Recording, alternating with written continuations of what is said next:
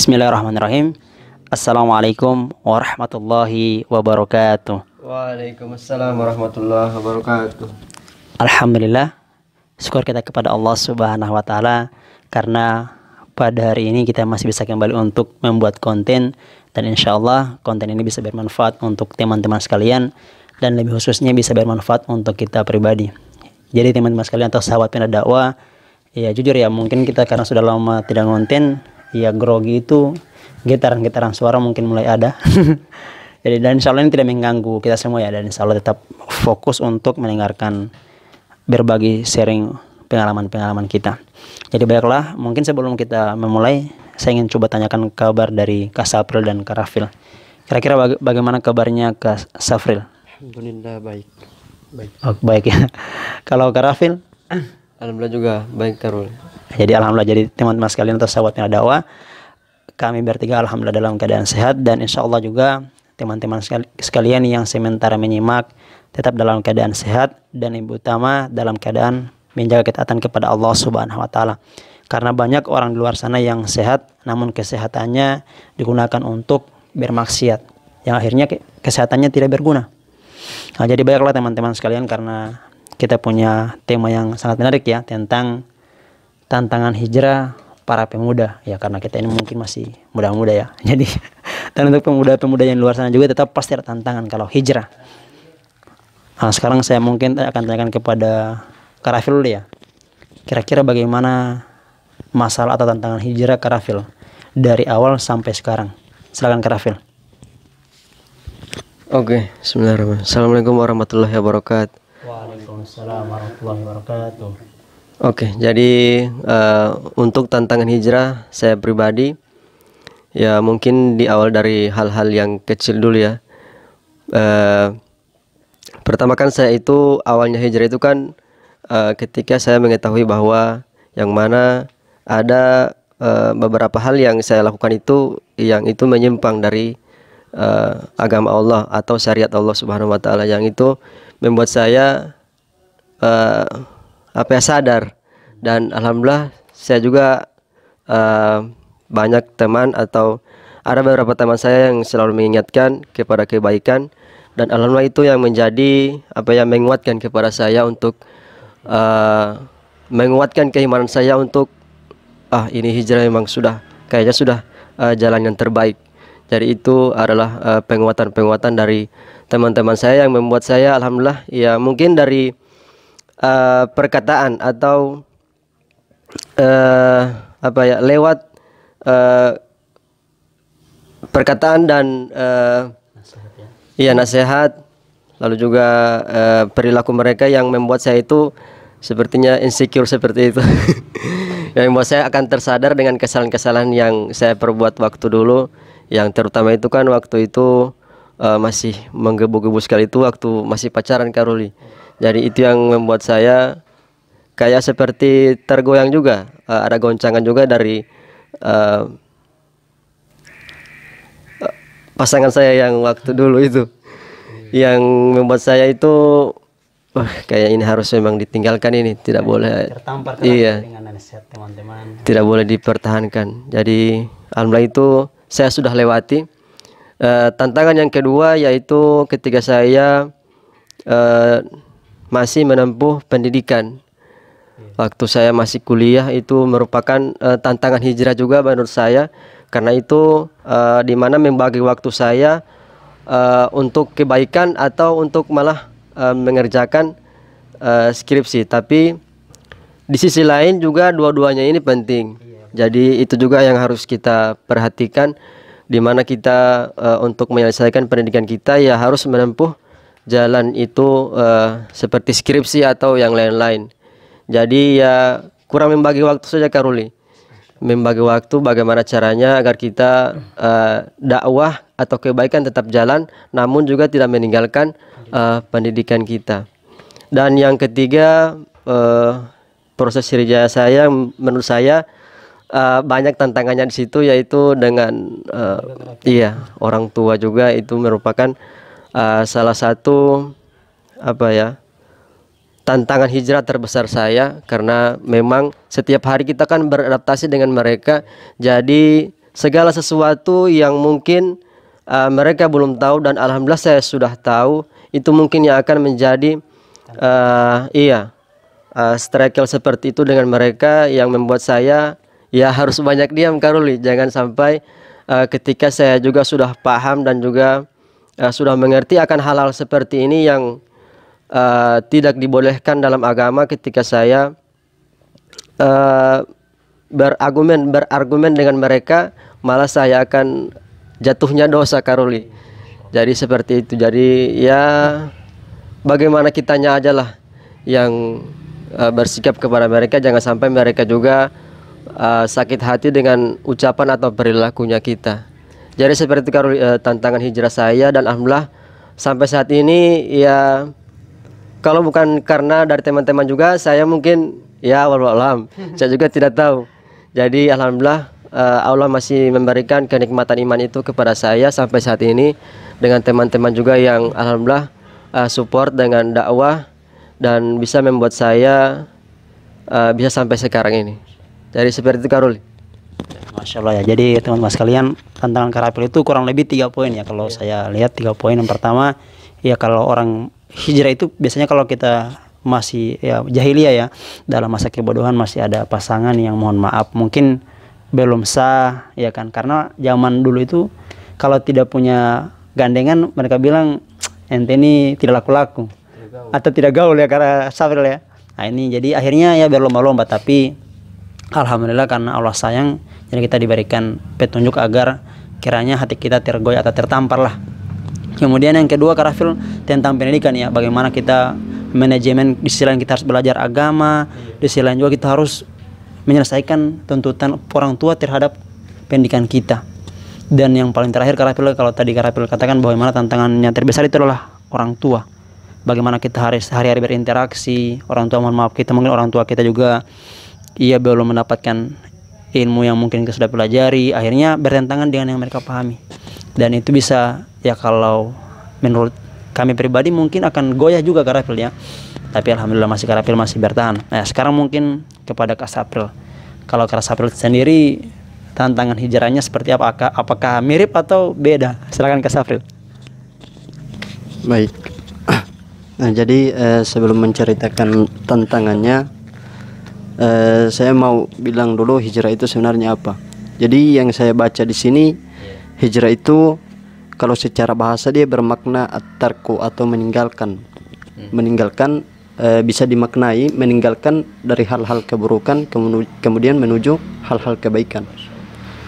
Nah ada juga yang bilang hijrah itu pindah, artinya pindah dari tempat yang satu kemudian pindah tempat yang lain. Nah jadi tantangannya saya itu yang pertama, nah jadi hijrah itu kan meninggalkan dari hal keburukan kemudian ke kebaikan. Tantangan saya yang pertama, Karuli, celaan dari mungkin dari lingkungan setempat, dari teman ada mungkin. Nah jadi kan saya itu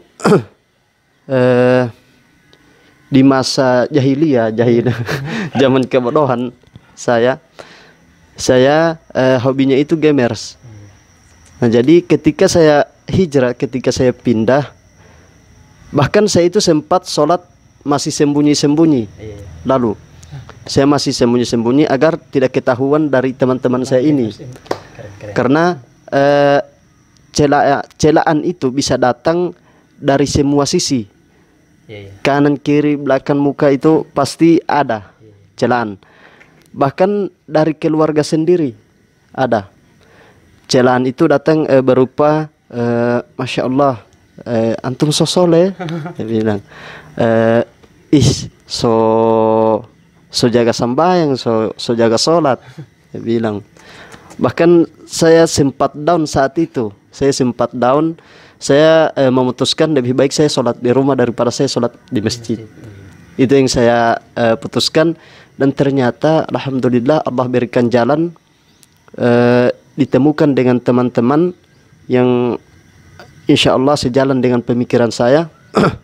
Mereka berkata, kita usahakan sholat niatkan karena Allah. Jadi di tiap celaan itu muncul, jadikan itu sebagai motivasi saya. Nah, itu yang mereka bilang. Kemudian yang kedua, tantangan saya yang kedua adalah wanita. Nah, jadi semua lelaki itu, bukan hanya saya, pasti tantangannya adalah wanita. Dan bahkan sekarang ini itu tidak lama saya sempat jatuh ke dalam, Hampir jatuh. hampir. Kalau sudah jatuh emang Ya, saya hampir jatuh. Saya hampir jatuh ke dalam hal yang seperti itu. Ya, dan pasti akan diuji ya. kita pasti akan diuji dengan hal-hal yang itu. Terutama untuk anak muda seperti kita. Jomblo. Ya, yang jomblo-jomblo. Apalagi fisik mendukung. Ya, begitu. Ya, jadi tantangan itu yang menurut saya yang paling berat itu adalah wanita. Kalau soal celaan ini, alhamdulillah saya masih bisa masih bisa bertahan dan masih bisa meningkatkan lagi ibadah saya atas celaan-celaan mereka. Mengapa? Karena bahkan sekelas Nabi saja itu bisa dicela. Allah saja bisa dicela dari orang-orang yang tidak beriman. Ini sekelas Allah masih dicela, masih dihina oleh orang-orang yang tidak beriman atau orang-orang yang kafir.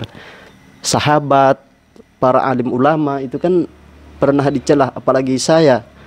Nah, saya siapa takut akan celaan sesama manusia.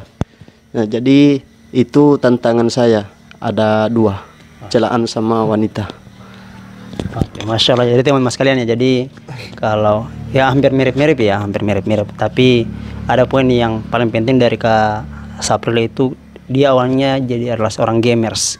Bagaimana kita meninggalkan kebiasaan-kebiasaan dengan teman-teman, tiba-tiba mulai mungkin mengurangi aktivitas.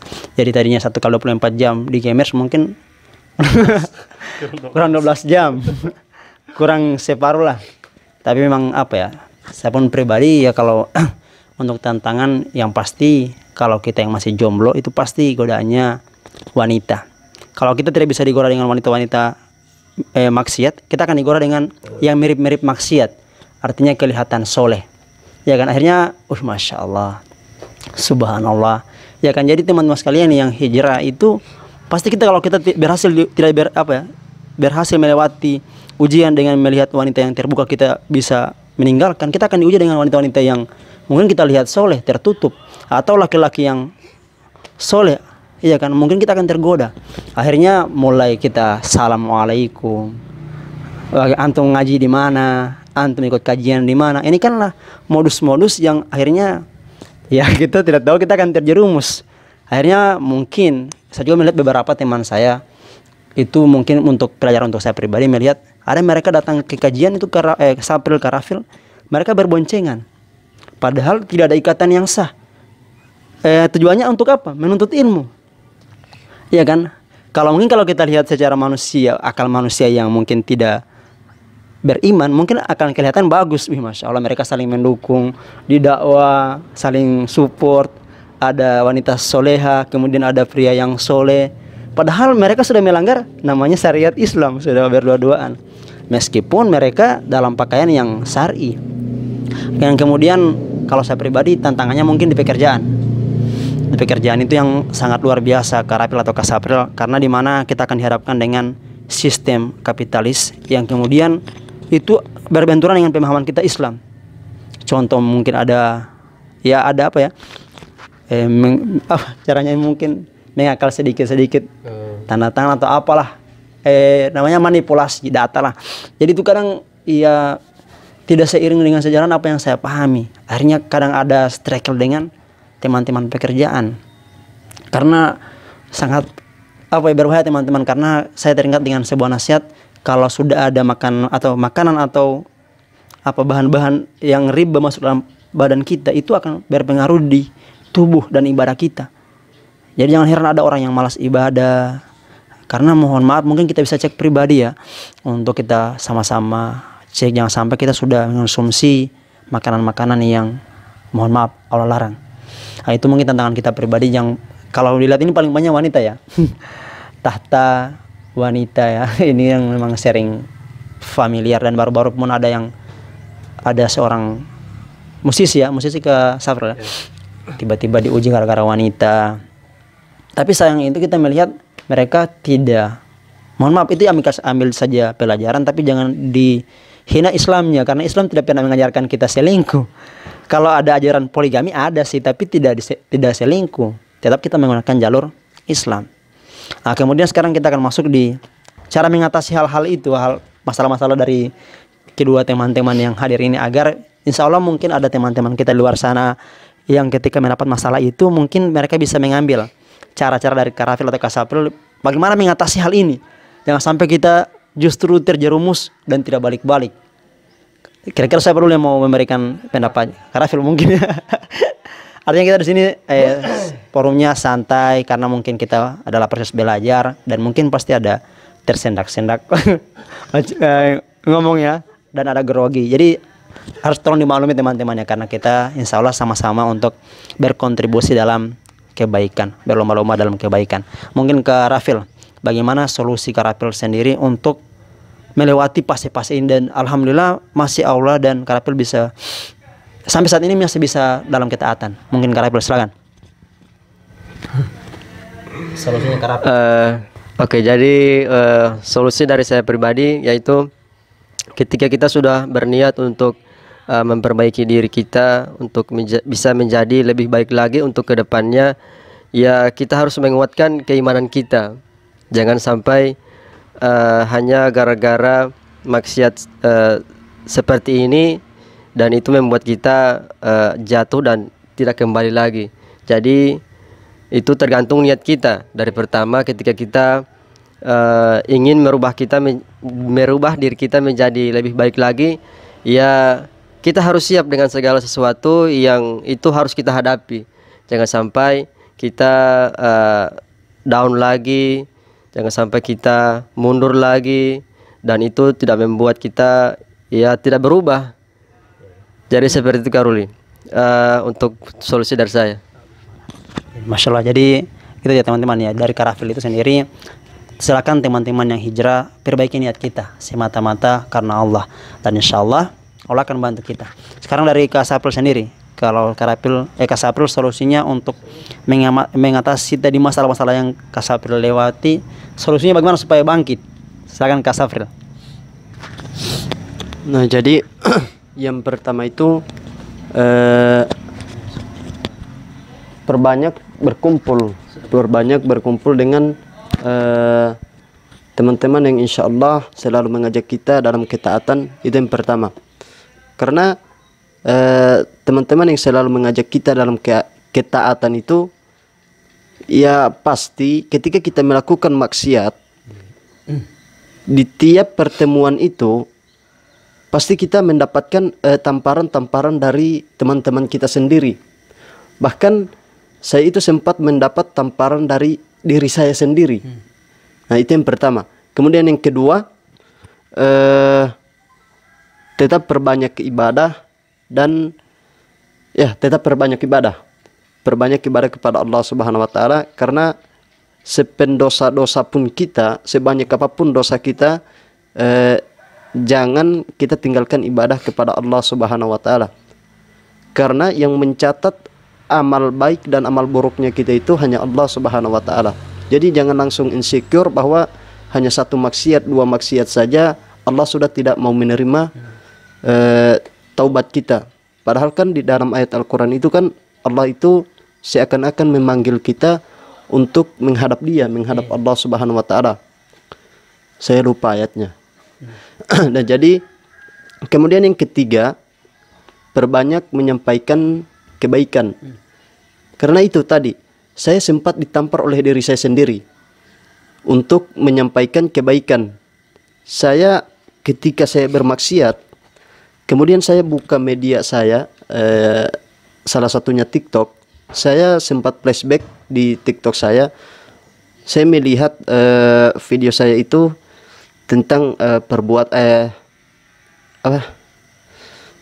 konten-konten saya yang menyampaikan bahwasannya ini tidak bisa, itu tidak bisa loh, kenapa saya lakukan. Nah itu membuat saya tertampar. Nah jadi insya Allah dengan konten-konten seperti itu, dengan kebiasaan saya seperti itu, bisa membawa saya lagi ke dalam ketaatan. Dan ya pasti kita semua pasti bisa down dengan dengan apa yang kita lakukan ini, dengan hal-hal yang mampu membuat kita terjerumus dalam kemaksiatan, dan itu bisa membuat kita down lagi. Nah, kemudian yang keempat, ikhlas. Hijrah itu kita harus ikhlas. Kita harus ikhlas niatnya karena Allah, agar ketika celaan muncul, kita sudah siap dengan konsekuensi dari celaan tersebut. Jadi dari perkataan-perkataan yang akan menimbulkan yang akan membuat kita down dan sudah tidak mau beribadah lagi kepada Allah. Jadi ikhlas itu, ikhlas hanya karena Allah. Jadi itu solusi saya. Jadi luar biasa ya teman-teman sekalian. Insya Allah teman-teman yang sementara menyimak dan punya problem yang sama, insya Allah sedikit solusi dari teman-teman ini ya bisa membantu kita. Ya kalau saya menyimpulkan, ya pertama niat ikhlas karena Allah ya. Karena kalau kita sudah niat ikhlas karena Allah, lantas kenapa kita berhenti hijrah gara-gara mulut-mulut manusia? Ya kan, apalagi seperti tadi menggambarkan sekelas Nabi pun orang yang sangat mulia dicela. Loh kalau kita orang yang masih belajar hijrah, kenapa kita tidak mau dicela? Dan pasti orang yang baik itu dicelahnya orang-orang yang buruk. Itu saja lawannya. Itu saja supaya kita ya santai saja. Karena kita sudah ikhlas niatnya karena Allah Subhanahu wa taala, dan insya Allah kita Allah bantu. Karena tidak mungkin kita sudah hijrah gara-gara Allah, Allah membiarkan kita. Manusia pun kalau sudah baik ke orang lain pasti akan tidak tega melihat orang lain itu susah, pasti dibantu. Dan tidak mungkin yang menciptakan kita malah kita dibiarkan sesat mungkin. Tapi pasti kita Allah akan bantu teman-teman. Yang kemudian yang kedua saya lihat dari teman-teman ini rasanya bagaimana kita jangan pernah meninggalkan circle pertemanan ya. Itu penting juga. Meskipun kita sekelas sekelas apapun ketaatan kita, tetap kita butuh teman-teman yang tetap saling mengingatkan. Karena circle itu penting sekali, pertemanan. Karena kalau kita berteman dengan orang-orang yang mohon maaf ahli maksiat, kita juga ahli maksiat. Nah, bagaimana kita supaya tidak down, kita tetap mencari teman-teman yang insya Allah mengajak kita dalam ketaatan kepada Allah Subhanahu wa taala. Dan kemudian apa lagi ya yang dari teman-teman ini? Perbanyak menyampaikan. Karena setiap kita menyampaikan kebaikan ini akan menjadi alarm. Ketika kita sudah tiba-tiba bermaksiat, ya pasti kalau kita lihat konten-konten kita pasti akan menjadi tamparan tersendiri. Mana mungkin Anda menyampaikan mohon maaf 1732 di media sosial. Kenapa Anda lalai dengan hal itu? Mengapa Anda berkuar-kuar dengan lantang, dengan keras, dengan bahkan seakan-akan Anda bisa melewati ini, tapi tiba-tiba kita down kan, akhirnya digoda dengan wanita. Tapi alhamdulillah dengan kita selalu menyampaikan kebaikan, insya Allah kita Allah tetap jaga, dan insya Allah itu menjadi peringatan kita sendiri. Dan ada yang sangat quotes yang pesan yang sangat luar biasa teman-teman. Jadi kurang lebih seperti ini kan, keimanan itu pasti kadang turun kadang naik kan. Dia naik gara-gara ketaatan dan dia turun gara-gara kemaksiatan. Itulah kuncinya. Kalau kita mau tetap stabil, tetap jaga ketaatan, dan jangan lupa interaksi dengan Al-Quran. Kalau saya pribadi, jangan pernah tinggalkan interaksi dengan Al-Quran. Karena ternyata Al-Quran ini meskipun kita tidak tahu artinya, tapi kalau kita sering membacanya, itu ternyata Al-Quran itu akan membersihkan karat-karat di hati. Karena sebagaimana Rasulullah katakan bahwa manusia itu hatinya itu akan berkarat seperti layaknya besi. Kemudian para sahabat bertanya, ya Rasulullah, bagaimana cara menghilangkan karat itu? Ya kan? Kemudian Rasulullah jawab dengan memperbanyak baca Al-Quran, kemudian berzikir. Jadi kalau hati-hati kita mulai tiba-tiba cepat marah, tiba-tiba mudah bermaksiat, bisa jadi interaksi kita dengan Al-Quran sudah mulai berkurang. Ya kan? Karena tidak mungkin kita sering membaca Al-Quran, mulut juga kita, lisan kita juga kita manfaatkan untuk menggoda wanita. Ya kan? Tidak mungkin selalu berzikir astagfirullah, astagfirullah, tiba-tiba dapat lihat cewek sudah bakode, itu kan susah. Jadi itulah tips-tips dari kami teman-teman sekalian. Semoga sedikit apa yang kami sampaikan bisa menambah ketaatan kita kepada Allah Subhanahu wa taala. Dan lebih dan kurangnya kami mohon maaf. Kalaupun ada saran, kami menerima ya. Dan insya Allah kita tetap istiqomah dalam berbagai kebaikan. Sekian, wassalamualaikum warahmatullahi wabarakatuh. Assalamualaikum.